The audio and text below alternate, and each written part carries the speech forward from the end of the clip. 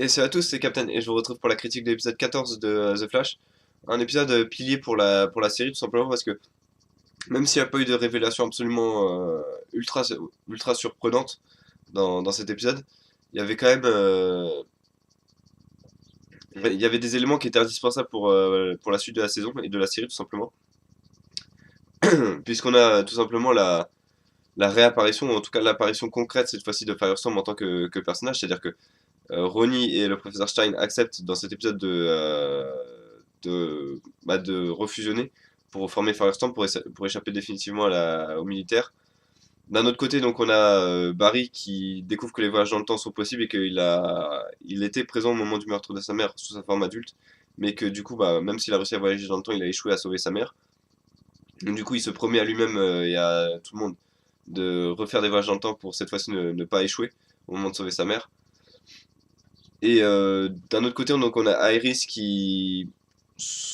enfin, sous sous l'insistance d'un collègue qui a des suspicions sur le professeur Wells, car selon lui, le professeur Wells aurait fait exprès de faire péter l'accélérateur de particules pour une raison qu'on ignore, c'est-à-dire que le journaliste ne connaît pas personnellement Wells, ne connaît pas, enfin, ne sait pas vraiment ce que ça a formé, parce qu'il me semble que les méta-humains sont pas forcément annoncés de façon précise aux yeux du public dans la série. Et donc, pour une raison, voilà, enfin, j'ai trouvé que c'est une facilité scénaristique, ça que d'un coup, on ne sait pas pourquoi un journaliste comme ça a des soupçons sur le professeur Wells et des soupçons assez graves quand même. Donc, ça sort un peu de nulle part.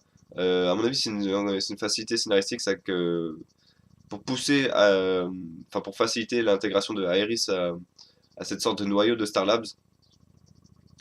Donc, du coup, maintenant, elle décide d'enquêter sur Star Labs pour savoir ce qui s'y trame. Euh, je peux paraître en fait, je suis désolé, je peux paraître un peu mince, un peu déçu, un peu par l'épisode, mais en fait c'est juste que ça fait 4 fois que j'ai essayé de refaire cette vidéo et donc mes expressions sont un peu disproportionnées. Donc en termes d'épisode, c'est-à-dire que c'était pas un épisode encore une fois extraordinaire, c'est-à-dire que c'est pas un épisode extraordinaire, mais c'est un épisode nécessaire parce qu'il introduit encore une fois Firestorm, donc le futur allié de The Flash, qui à mon avis va être présent à la fin de la saison, enfin oui d'ici la fin de la saison il va revenir, ça me paraît clair.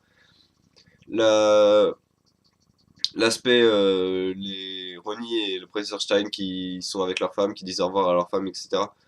Encore une fois, c'était nécessaire, mais c'est vraiment le genre de scène enfin, que j'ai du mal, de plus en plus de mal à supporter dans les séries. Des scènes de mélodramatiques, etc., qui me sortent un peu par les yeux. Euh, Cet épisode a pas fait exception à cette règle, c'est-à-dire que les scènes entre Ronnie et Caitlyn étaient un peu trop nombreuses, j'ai trouvé. C'est du genre, je t'ai retrouvé, hein, mais non, tu vas repartir, mais non, ne repars pas, mais si, je dois repartir, etc. Euh, un peu dommage de ce point de vue-là. J'ai un peu de mal également sur le fait que Barry Allen, qui est un policier, enfin qui travaille dans la police, n'a aucun mal en tant que The Flash à attaquer des militaires. Je veux dire, c'est pas comme s'il s'attaquait à des hors-la-loi, à des Rogues, c'est pas comme s'il s'attaquait à Captain Cold ou des mecs comme ça qui sont vraiment hors-la-loi, comme je viens de le dire. Il s'attaque quand même à des militaires et qui représentent la force de l'ordre du pays, tout simplement. Donc le fait qu'il les attaque comme ça sans aucun regret, sans aucun questionnement, j'ai un peu de mal. Ça avait également été le cas, je crois, pour l'épisode 4 ou 5 avec Plastic, où peut-être qu'il se questionnait un peu plus à ce moment-là, mais là, à la limite qu'il s'en prenne au général Helling, je comprends parce que c'est un salaud, mais qu'il attaque tous les autres militaires, c'était pas forcément nécessaire à mon avis. Donc en termes de notes, je vais mettre un 7 sur 10 à cet épisode parce que il était difficile à réaliser à mon avis parce que c'est des choses que forcément les fans de comics et même ceux qui suivent un peu enfin qui ont fait des recherches sur internet par exemple, qui tapent Firestorm sur Google pour tomber sur Wikipédia, savaient que Firestorm était un personnage donc qui existait véritablement, donc qui est un personnage qui a enfin oui, qui est un personnage qui a deux personnes à l'intérieur de lui-même. En plus, on avait donc l'identité de ces deux personnes donnée dès le début, donc de ce point de vue-là, c'était à mon avis difficile à réaliser, mais l'épisode vaut vraiment le coup à mon avis pour ses effets spéciaux qui sont pas trop mal. J'ai trouvé les déjà Firestorm est plutôt crédible. Certes, c'est pas de la production tip top, mais faut pas oublier que c'est une série qui est diffusée, qui fait entre guillemets que 3 millions de téléspectateurs, c'est-à-dire aux États-Unis sur la CW, c'est pas une grande chaîne. Donc c'est plutôt sympa de voir ces effets spéciaux qui sont au niveau, à mon avis, de la série. C'est également sympa de voir que Barry s'intéresse au voyage dans le futur, enfin dans le temps tout simplement. Et que surtout il est possible que ces voyages dans le temps soient réalisés. Et puis bien sûr la fin de l'épisode où en fait on a Reverse Flash qui est cette fois-ci mince, qui est cette fois-ci confirmé comme étant le professeur Wells, c'est-à-dire qu'il a également exactement les mêmes mimiques que le professeur, enfin que le Reverse Flash qui a attaqué dans l'épisode 9. C'est-à-dire il a le visage troublé parce qu'il le bouge sans arrêt.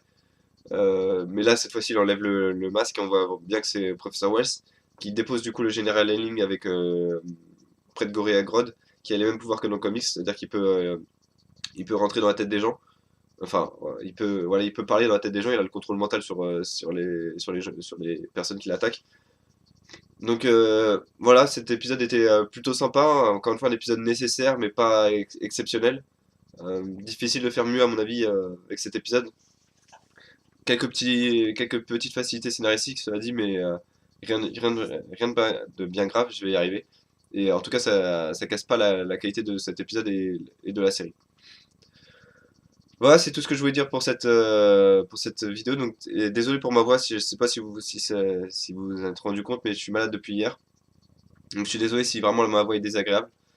Euh, donc, moi, en attendant, je vous donne rendez-vous la semaine prochaine pour l'épisode de 15 de The Flash avant une pause de 2 semaines. Un épisode qui apparemment promet, vu que il promet, les scénaristes et Grant Gustin, donc l'acteur qui joue Barry Allen, promet une révélation absolument étonnante sur Reverse Flash. Donc on va attendre de voir ça. Donc moi je vous donne rendez-vous la semaine prochaine pour l'épisode de The Flash. Sinon demain il y aura l'épisode d'Arrow. Et mardi il y aura la critique de l'épisode de Gotham. Donc à bientôt.